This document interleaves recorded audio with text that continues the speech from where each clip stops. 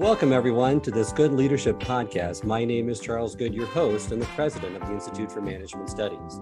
This podcast is designed to provide you with actionable insights and tools that you can use from discussing the research, stories, and background from recognized experts and practitioners to accelerate your impact in your current role.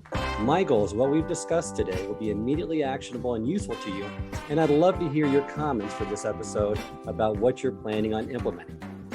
Today, I'm very happy to be joined by Peter Stark, who is known as one of America's most dynamic negotiation speakers and authors. His consulting firm, Peter Barron Stark Companies, has attracted clients such as the Boston Red Sox, Electronic Arts, Coca-Cola, Jack in the Box, and HP, to name but a few. He has been published worldwide with over 500 articles and has written 10 books, including his best-selling book on negotiation, The Only Negotiation Guide You'll Ever Need, which will be the focus of today's program. Welcome to the program, Peter. Charles, I'm glad to be here. So I always like to start off with asking my guests, what got you interested in this topic, and give us a little bit of background about yourself. So what got me interested in the topic is from about 1980 to 1988, I owned a commercial printing company in San Diego. And the one thing you could guarantee in the commercial printing business, there was competition. There were 650 competitors in the San Diego market, and any one of them would steal your mama for a quarter if they could. And it just got very competitive and very tough. At the same time I was owning this printing company, I was teaching at San Diego State in their certificate of leadership and certificate of management and certificate of sales programs. And one day they asked me, what do you want to teach this semester? And I said, I want to teach negotiation. And they said, well, have you ever taught negotiation before? And I said, no, I haven't, but that's exactly why I want to teach it. I want to teach it. I'm going to write a book on it. And I also want to get really good at it. And so that was really the start of my negotiating career. And all of the students I had in my classes, I used to teach Monday night, 6:30 to 9:30. Every single one of them was in business, had a job. And they were one of the ones that started to pull me into their companies and say, we want to do this negotiation skills training. And then in 2002, I got a signing with Random House, a division of Broadway Books, to write a book on negotiation. And originally the book was called Everyone Negotiates. And it's one of the few negotiations in my life I lost because I had tested that. I had focus group tested it, and I knew I had the right title for the mass market. And in the end, I said, so what are we going to do? And they basically said, we're Random House and we know what we're doing. And it's going to be called The Only Negotiating Guide. And that book now has sold almost 200,000 copies. And they had me republish it with all the electronic negotiation stuff in 2016. But maybe they were right. You know what? They actually, it's one that if I hadn't had that title, it wouldn't have sold as well as it did. They were right. Well, that's great. And I love to jump into that book now because that's a lot to unpack in that very practical guidebook on negotiation. So let's start with a negotiation usually ends in one of four outcomes. So if you could just unpack that a little bit for us and let us know which one of those four is really the preferred outcome of a negotiation. Okay, so the four that are the most common are the win-win, which both parties get their needs and goals met. You have the win-lose or lose-win, and you say, well, what's the difference between those? It all depends on which side of the fence you end up on, whether you're the loser or the winner. What we do know is usually this: the loser, if given the choice, does not want to come back and renegotiate at a later time.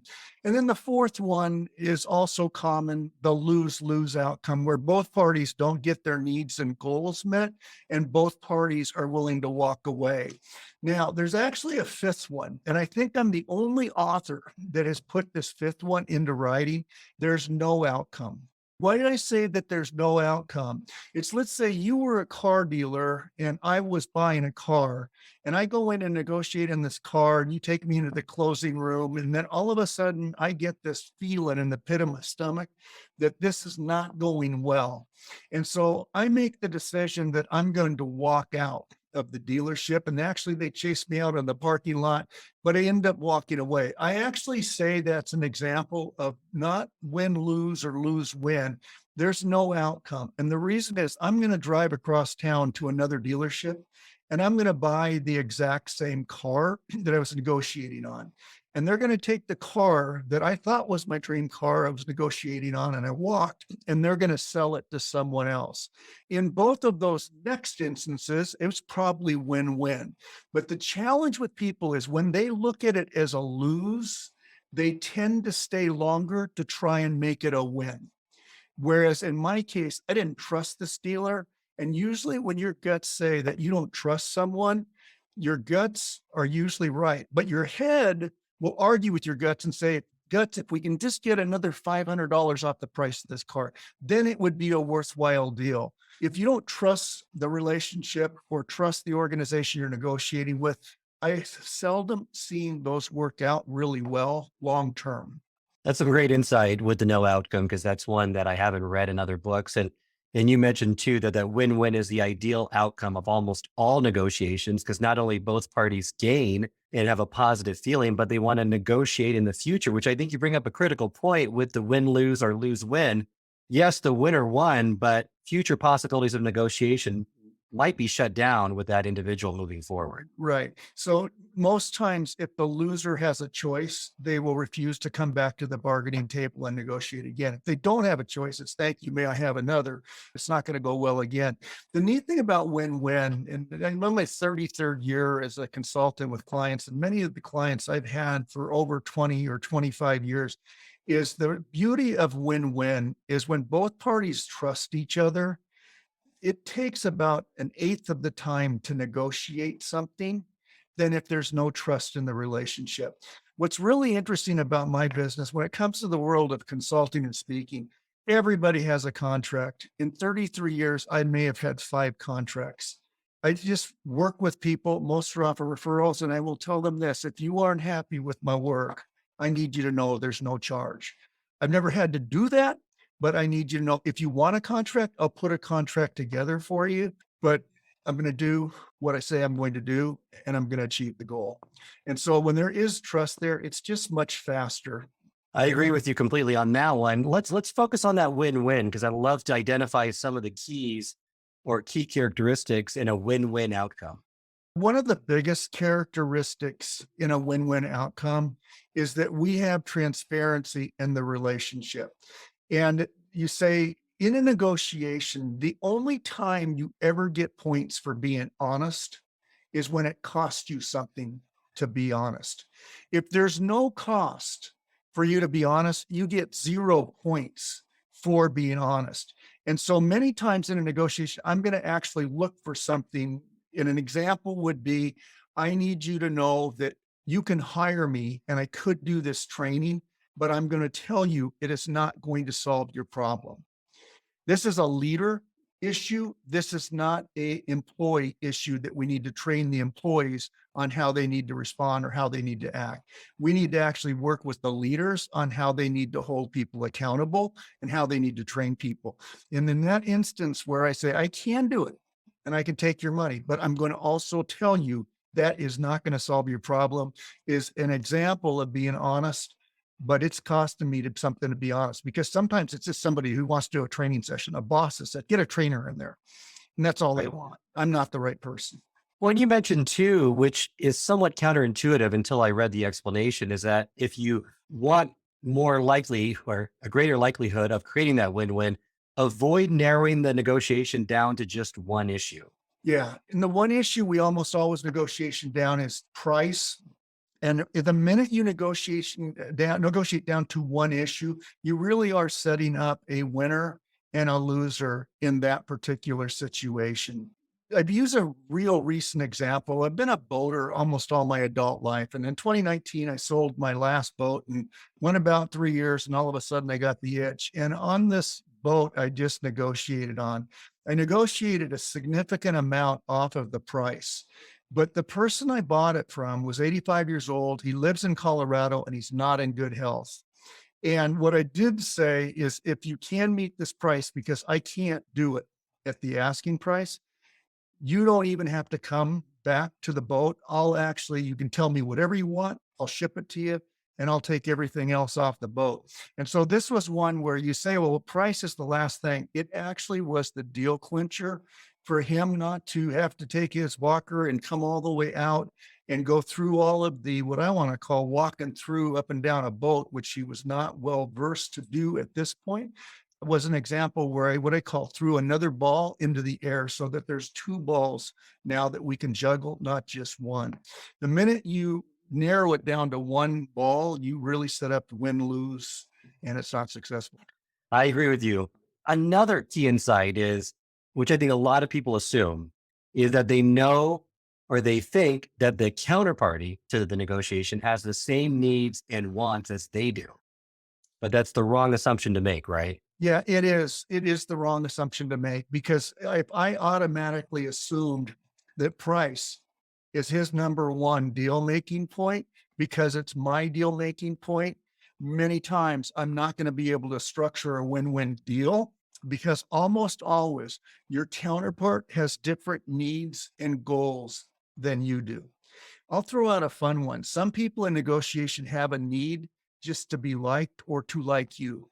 A hardball negotiator that's going to go only after price doesn't even contemplate that that might be a need for somebody else.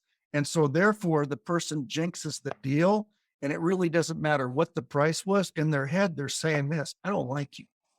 And if I don't like you, this deal's not going to work. And so I do say this: the easier it is to work with you and get along with you, the easier it is to negotiate with you. And based on my research, the most difficult people to negotiate with are yellers, screamers, and swearers. And what's interesting about them as a negotiation strategy, they don't have a lot of strategies and tactics. And yes, why don't they have a lot of strategies and tactics? It's because they don't need them. If yelling, swearing, and being a bully works, as long as you know the counters to that strategy, you can render them pretty much useless in a negotiation. So let's say, Charles, you were a yeller and a screamer.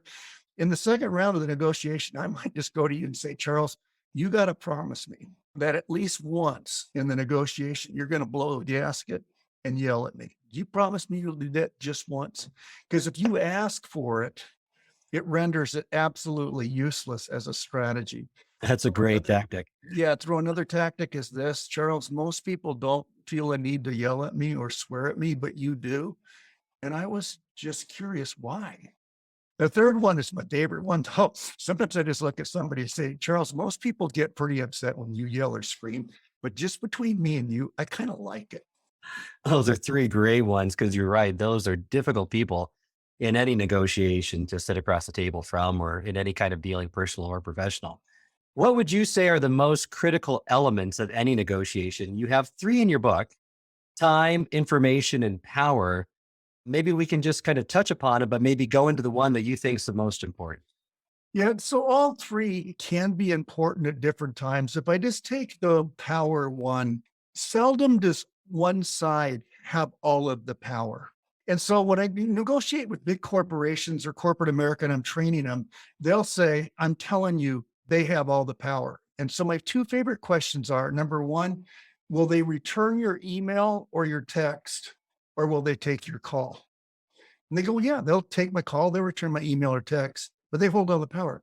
I said, let me actually ask another question. If they did hold all the power, why would they return your email, your text, or your call? They would be saying, I don't even want you, but they want something. So they're returning the call or the email or the text. And almost always, I'm one to say this: the power is pretty equally balanced. And if I just use this one word, if there's any competition involved, almost always power can be more easily balanced if there's a competitive environment that we're working in terms of buying or selling. So that's the first one. Power almost always is pretty equally balanced if there's a relationship. In terms of time, I'm going to say this. For years, I talked about the 80-20 rule, and that was 80% of the negotiations are resolved in the last 20% of time. But I've learned in time that we don't know exactly where that 80-20% is. And I've also learned this: almost always you can move the time. And so when I taught negotiation standard state, I'd send out people with this crazy exercise. You got to go buy something on sale, get all the way up to the counter, get ready to pay for it, and then say this: you know what? I'm actually short on money. Can I just have the sales price extended for 2 weeks because I'm going to get paid? And they go, well, we can't do that because it's a sale. And if it's, just extended forever, it would be the sale, it'd be the price. Is it possible I could talk to a manager and explain my situation to them? And I use that as an example because almost always you have the ability to extend the time. I remember one time I bought a copier. The copier salesperson said, this discount is only good to the 31st of the month. And I had 3 of my staff in this meeting because they'd done all the research. And I looked at this guy and I just said, that is so sad. And he said, what do you mean it's so sad? I said, our company has a formal written policy not to buy copiers until the 15th of the month. And if you can't get it to me on the 15th, I said, we might as well just call this meeting quits. And this guy looked at me, he said, well, let me see if I can get my manager to approve it till the 15th. I said, I would really appreciate that. So after he walked out, my staff goes, what did you just do? I said, I was practicing, just practicing moving the deadline because I don't like it when people tell me when I got to do something by. It's just practice. I said, when he calls back and he's got approval, just tell him we'll do it today. How about for information? The one thing I like about that information piece is that, which I think people really need to know when they go into the negotiation, whenever you know less about a topic being negotiated, then your counterpart knows you're at risk. So you need to be prepared. So a couple of things on information is number one, there's always more information out there than you think there is available. In today's world, if you can't find what you're looking for, you're just not searching the right way.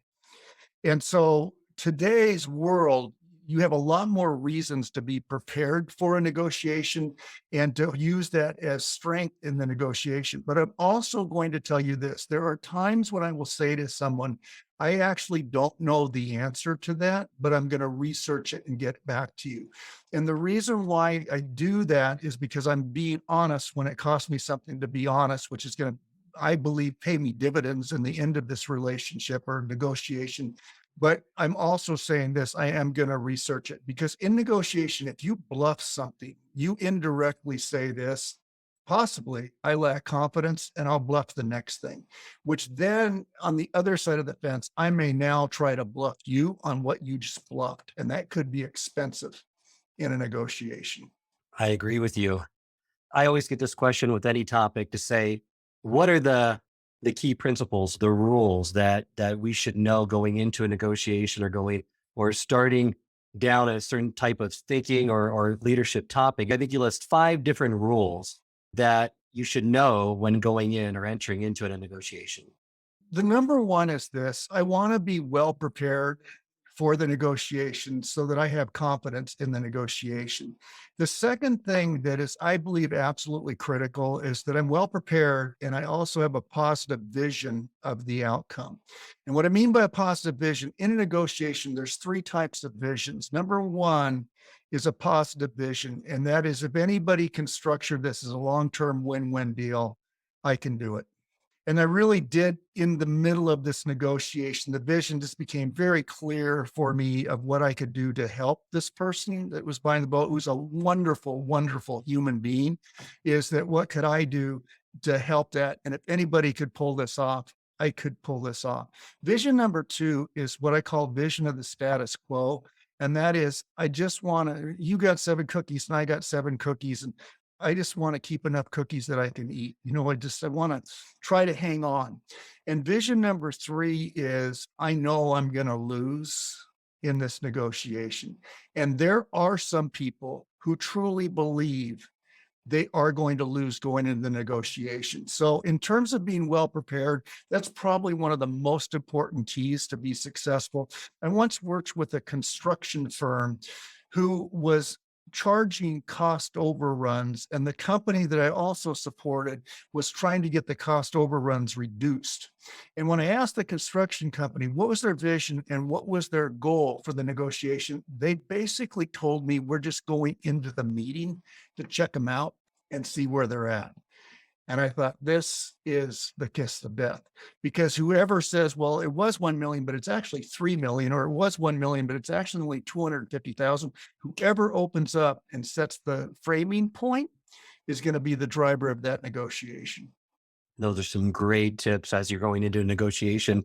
So now that you're prepared, now that you have those rules identified and you have some understanding of what it's going to take to win, in your book, you list three different counterparts that you're sitting across the table from.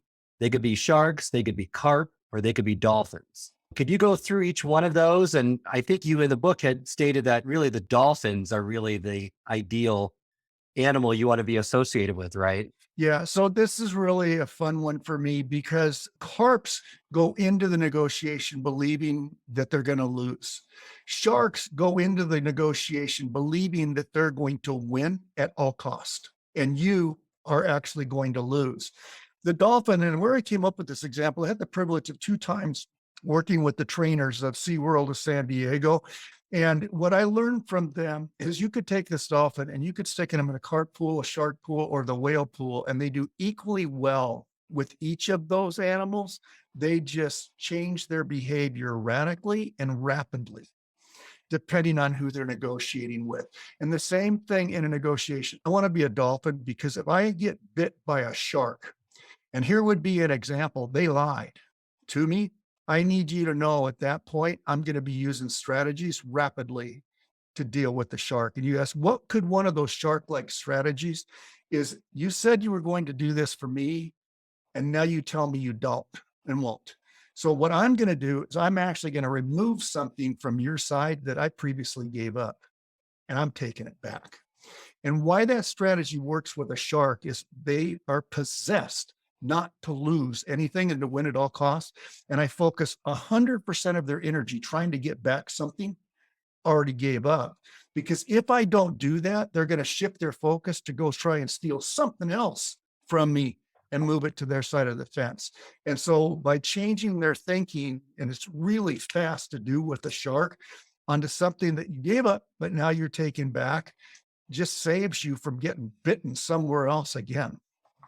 That's a great analogy. And ideally, you'd want to be a dolphin in the negotiation, but likely you probably would want to negotiate with carps or sharks because they're a little bit easier maybe to negotiate with. Now, we talked about negotiation types, but can you give us a little bit of insight into negotiating style? Because you have the amiable, which you kind of mentioned a few minutes ago, drivers, you have the analyticals, and then the blends. But just kind of give us an overview of what those four types are so we can properly identify what category we fall into. So you're going to figure out people's categories by the questions they ask and the topics that they talk about. And so I talked about the amiable or the supporter. They have a high need to be able to support, to be able to be helpful, and they also have a high need to be liked and loved. So if you're a bully, that amiable is going to not do the deal with you, but they're also not going to return your email or your call from that point forward. Because once they get out, they have one goal: don't ever get back in your presence again. The driver, their implicit need is accomplishment, to get something done. And so the driver wants to go in and do this deal as fast as they can so they can get it crossed off the list. And they are more focused on success than they are perfection. So there's a flaw in the deal. We'll fix it. Okay. We'll get it later. It's down the road. The analytical has a high need for a perfect negotiation versus a successful negotiation. The analytical has a high need to know every detail and to know every fact and to know every option. And I also want to say this: the high analytical can be a little cynical because they know you're trying to get them, but they just don't know how yet. And that's why they will take longer in the negotiation stall. One of my very favorite examples in a seminar is a woman came up to me and she said, "You're so right about the behavioral style stuff." She said, "My husband took 6 months to buy a car." And she said he had a spreadsheet with the makes of the car up here and all the options down here. So he finally narrows it down to one car. And he takes me out in it, takes for me to drive, and he says, "What do you think?" She says, "It just doesn't feel right to me." And he looked at her and he says, "There ain't no feelings on this spreadsheet." And that really is the difference between the amiable, who's really focused on the relationship and feelings and emotion. The analytical has zero need for emotion and feeling. In fact, in the book I wrote, you can get anything you want from a high analytical just by doing this. Charles, would you just hold my hand as I cry?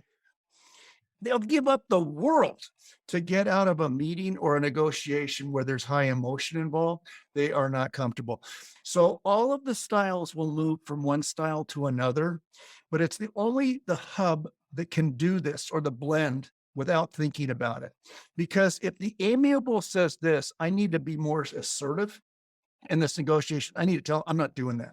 It is a conscious decision they move to shift. If the assertive director decides this, I just need to keep my mouth shut and maybe ask a question. It is a conscious decision to keep their mouth shut and to ask a question.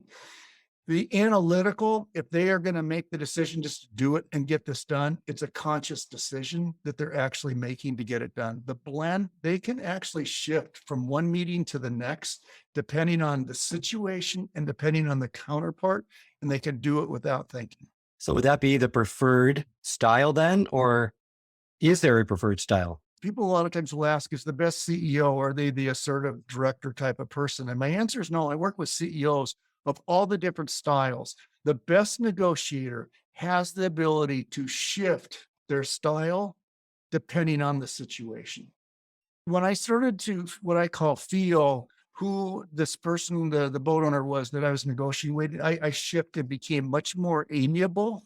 Once we had negotiated the price, then I just wanted to get the deal done. I just wanted to get the deal done. And then there was questions about whether he wasn't going to come out, and then the deal got extended. I went totally amiable and just said this, it's on his time, make it work. That is so against who I am. I'm a bottom line results oriented person. I want to cross this off the list. I want to get the deal done. That's not who I was in this deal. I shifted to a style that is actually my least of the preferred styles. That's a great insight. Before we end, I want to talk about some of these practical strategies. You list a lot in your book, but let's first talk about strategies when you're negotiating on email or text. Can you give a couple of those that you have found to be effective or maybe unique to that medium? The email is a whole different world of negotiation because you have a lot more time to negotiate.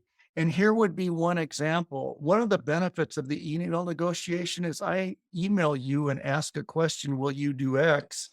And you have the choice at that point to answer it. You have the choice to say, hey, I want you to know I talked to my boss and my boss said no, but I really worked hard to try and get it for you. And so there's a lot of advantages to this email negotiation in terms of what works. One of the strategies is this, I'm going to change it up. I'm going to use a phone call. I'm going to go see them in person, maybe changing up the strategy if negotiations by email is not working. And that's really one of the cases. Sometimes people don't respond by email. Kind of a fun one. I recently called somebody to do an air conditioner repair. He didn't call me back. I emailed him. He didn't email me back. I don't have a lot of options at that point, except in the world of air conditioning, there's a lot of competitors. So it's a tough one, but I give 15 tips of people what you can do in the email negotiations. What's the advantages and what's the disadvantages of that email negotiation? Well, I know it's a lot easier to say no, and it's much easier to bluff on an email. Do you find more negotiations are happening that way, or do you still see the majority are happening live and in person? I actually use something that I call conceptual agreement and then follow up by email. So if somebody was to ask, how much would this cost? I'm going to make up a round number. It's approximately $10,000. If I am in the ballpark and that seems like it would be a fit for your organization, I can put together a statement of work or proposal. Would that work? And so in this situation, I'm trying to keep at least some of the major deal points verbal, because once they tell me, you know what, that actually seems reasonable and that would work, then it's easier to follow up by phone or by email if needed. How about for the live in-person negotiations? You give, I think it's 101 tactics in the book. We don't have time to unpack all those, obviously, but a few of them maybe we can get to before the end of the episode. And I'll start out with the one that I like, which I think it's kind of a trite phrase, but you say it's a great way to practice your negotiation skills, is to simply get in the habit of asking salespeople, is this their best offer? Yeah. So it's one of my favorite. I actually had the students at San Diego State go out and practice that one. And in person, you have to look at them in the eye and say this, Charles, I want to ask you a question.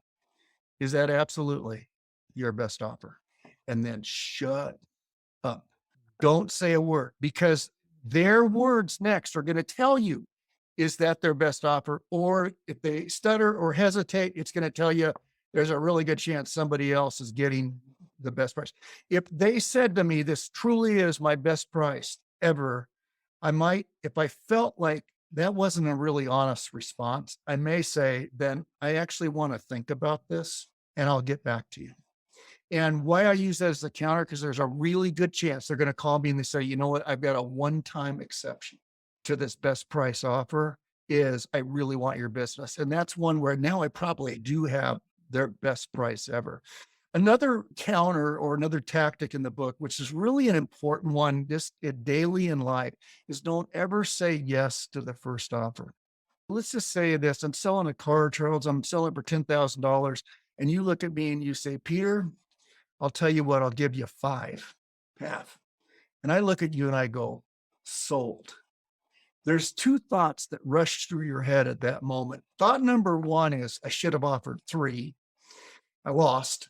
And thought number two, there's something wrong with this car. He was much too fast to drop it 50%. And you're going to tell me this, I got three other cars I want to look at today, and I'm going to go look at them. And if this is still the best car at the end of the day, we will be back for the $5,000. And so you always want to counter. And even if they give you the perfect price, you could say this, I will accept the $5,000 under one condition, Charles. You got five Chris $1,000 bills, or you will got all cash. That would be my one way I would accept that. And that is what I call countering a perfect offer. I'm still countering something. I agree. Another one that I find that's quite common, that's a difficult person to negotiate with, is when they're playing a broken record and they're a unilateral thinker who could only see one possible outcome to the negotiation. It's either my way or the highway. And what I love about your book, and I'd hope that you can give us some tips on countering, each one of those strategies, those tips, you have the counter that's effective against that type of negotiator. So playing a broken record, it's my way or the highway. I'm not going to budge. How do you deal with that person? So it depends on what their style is, but there's a really good chance I'm going to ask this question. Charles, you've asked me 10 times to do X. I want to ask you a question. If you were in my shoes, how would you justify agreeing to that? And why that's powerful is almost always there's silence on the other side, because that's one question they never thought about. And as soon as I hit silence, I go, I'm struggling with the same problem. Love all of these tips. It's been a great episode. As we end the episode, just like to leave our listeners with a call to action. What is one thing that our listeners could do to become a better negotiator right away? Practice things like never saying yes to the first offer. Number two, raise their level of expectation. If you're thinking of offering $500, raise your level of expectation. Offer $250. You can always go up. It's very difficult to go down after you've set a price in someone's mind. And so if your goal was, let's say, $1,000, I'm going to say this, don't ever go in at your goal, because then you're going to be negotiating away from your goal, because they're going to say, well, I could do it if it was $1,250. If you went in at $750, you're actually going to be negotiating closer to your goal versus away from your goal. So those would be two really important tips that would be helpful to our listeners. Thank you, Peter, for joining me today. Got a lot out of this program, and I know that our listeners did as well. Thank you, Charles. I enjoyed this. Let our listeners know how they can reach out to you and get in contact with you. So I'm real easy to connect with. I'm Peter at peterstark.com. My website is peterstark.com. And we got a lot of resources in negotiation and leadership to help support you. Thank you again. And this concludes this episode of the Good Leadership Podcast. If you like what you heard today, please subscribe. This podcast can be found both on Apple and Spotify. It can also be accessed on the Institute for Management Studies website at ims-online.com. Until next time, remember, it's not what you know, but what you do consistently that makes a difference.